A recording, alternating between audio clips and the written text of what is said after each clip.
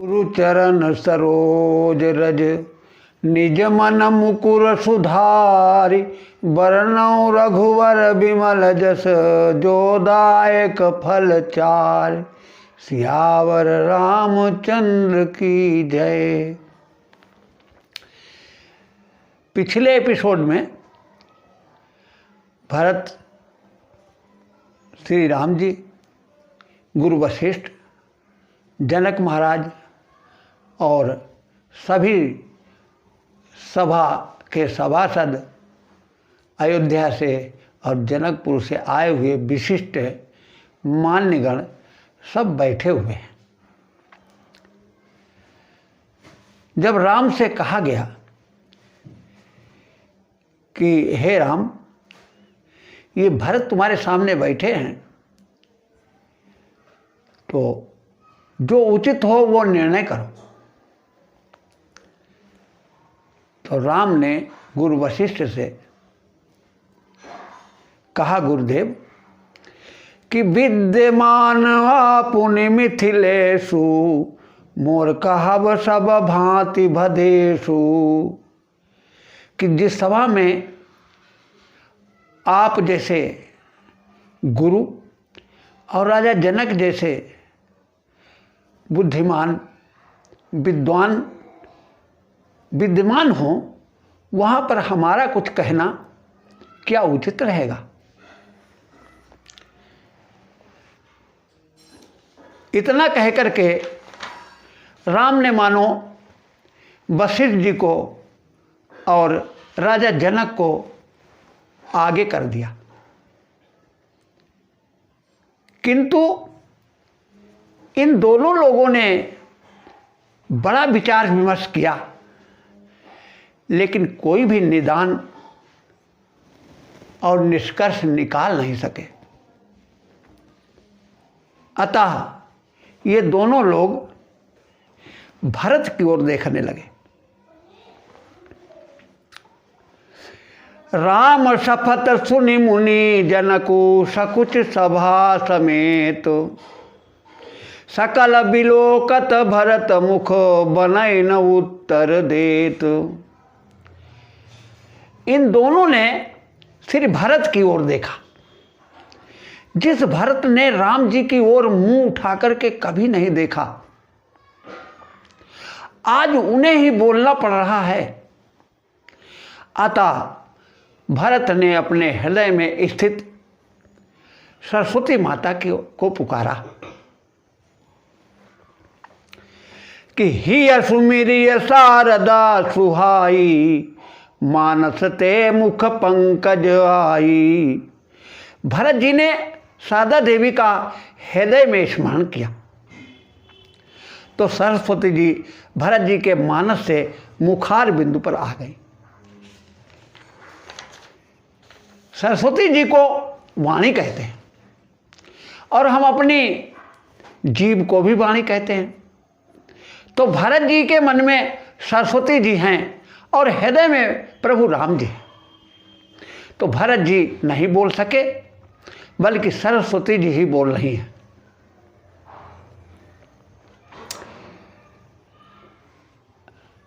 तो भरत जी ने कहा कि प्रभु पद पदुम पराग दुहाई सत्य सुकृत सुख श्री सुहाई। भरत जी राम जी के चरण कमलों के पराग की सौगंध करते हुए कहते हैं कि हे प्रभु, हम आपसे कुछ कह नहीं सकते, लेकिन जो कुछ भी मैं कह रहा हूँ वो सरस्वती जी की कृपा से कह रहा हूँ। कि सो करी कहूँ ही अपने की रुचि जागत सोबत सपने की। कि जागृति सुषुप्ति और सपने में भी आपकी सेवा मिले, यही मेरी इच्छा है। सहज स्नेह स्वामी सेवकाई स्वार्थ छल फल चारि बिहाई।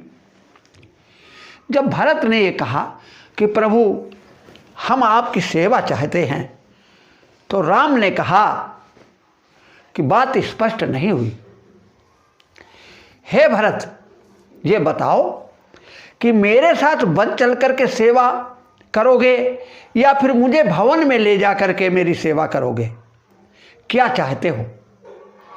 तो भरत ने कहा कि प्रभु, ये दोनों बातें हम नहीं चाहते। न वन में जाने की बात मैं कह रहा हूं और न भवन में ले जाने की बात कह रहा हूं, कि मेरी समझ में तो सेवा ही एक ही ऐसा माध्यम है जो हमारे लिए उचित होगा। क्योंकि कि आज्ञा समन सुसाहिब सेवा, सो प्रसाद जन पावई देवा। तो आपकी आज्ञा मिले तो हम केवल आपकी सेवा ही करना पसंद करते हैं। तो श्री राम बड़ी चतुराई के साथ बोले कि भरत, आज्ञा तो हम दोनों को पिता ने दी है, हम दोनों उसी का पालन करें। भरत ने श्री राम की बात मान ली और पिताजी की आज्ञा को स्वीकार कर लिया। राम ने कहा कि पितुआए सुपालई दो भाई, लोक वेद भल भय भवनु भलाई। संसार में भाइयों के बीच में संपत्ति का बंटवारा होता है, किंतु मेरे भाई, तुमने तो विपत्ति का बंटवारा कर लिया है। किंतु विपत्ति बांटने में भी भरत तुमने बड़ा हिस्सा ले लिया। लोगों ने कहा कि आपको भी तो 14 वर्ष का वनवास हुआ है, ये क्या कम है? तो राम ने कहा कि मेरे साथ लक्ष्मण और जानकी जी हैं जो दुख बांटने में सहायक हैं, किंतु भरत तो वहां अकेले हैं, इसको तो अकेले ही सब दुख काटना पड़ेगा। अगले दिन विदाई का समय है। सभी लोग स्नान करने के बाद सभा में जुड़े हुए हैं और भरत को अयोध्या आना है, लेकिन विदाई की बात करे कौन? न तो भरत कुछ बोल रहे हैं, न राम कुछ बोल रहे हैं।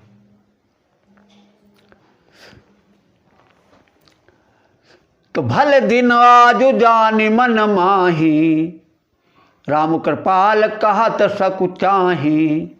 गुरु नृप भरत सवाय अवलोकी, सकुचि राम फिर अबन बिलोकी। शील सराही सभा सब सोची, कहून राम सम स्वामी सकोची। भरत जी ने सोचा कि राम जी को हमारे कारण संकोच हो रहा है, तो वो स्वयं खड़े हो गए और खड़े होकर के उन्होंने कहा कि करि दंडवत कहत कर जोरी, राखी नाथ सकल रुचि मोरी। अब गोसाई मोहि देव रजाई, सेवऊ अवध अवध भरि जाई। सो अवलंब देव मोहि सो देई, सो अवलंब देव मोहि देई। अवधि पार पावऊं जेहि सेई। जब भरत ने कहा कि प्रभु अब हमें जाने की आज्ञा दीजिए, लेकिन उसके साथ ही हमें कोई अवलंब भी चाहिए, जिस अवलंब के सहारे हम इस 14 वर्ष की अवधि को काट सकें। प्रभु राम ने विचार करने के बाद प्रभु करी कृपा पामरी दीन्ही, सादर भरत शीश धर लीनी। देखो, प्रभु ने कृपा करके भरत जी को निशानी में चरण खड़ाऊ भेंट की। अब देखिए, पहले समय में खड़ाऊ उन्हीं को पहनने को दी जाती थी जो उन्हें पहनना जानते थे। सब लोग खड़ाऊ पहनकर नहीं चल सकते थे, क्योंकि खड़ाऊ को पैर संभालते हैं। भरत जी ने कहा, प्रभु यदि हमें पनाही मिली होती तो वे मुझे संभालना पड़ती, किंतु खड़ाऊं मिली है, इन्हें तो आप स्वयं संभालेंगे।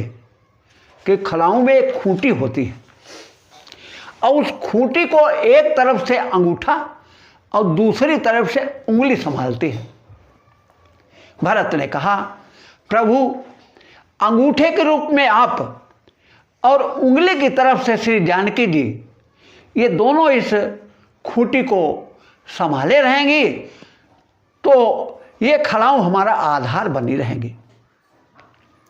तो एक ओर से आप और दूसरी ओर से श्री जानकी जी, हमें दोनों ही संभाले रहेंगे तो हमारी अवधि कट जाएगी। भरत ने खड़ाऊं को लेकर के और अपने शीश पर रख लिया। तो राम जी ने कहा, भरत तुमने तो इन खड़ाऊं को भार बना लिया, सर पर रख लिया।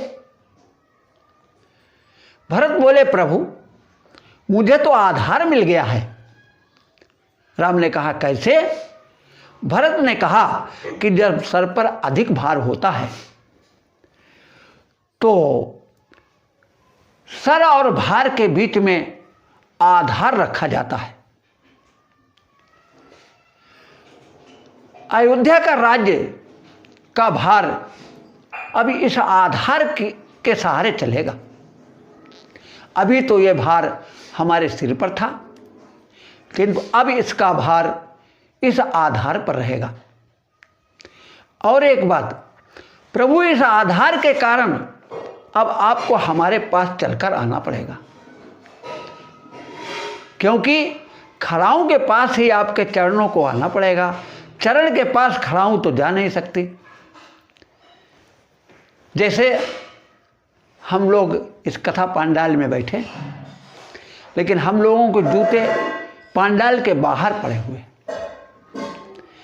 अब जब कथा समापन के बाद हमें जूतों के पास चलकर जाना पड़ेगा, क्योंकि जूते तो हमारे पास आ नहीं सकते। और अगर वो चलते होते तो भी बड़ी समस्या थी, क्योंकि बहुत से लोग खड़े रहते, कहते हुए हमारे अभी आए ही नहीं हैं।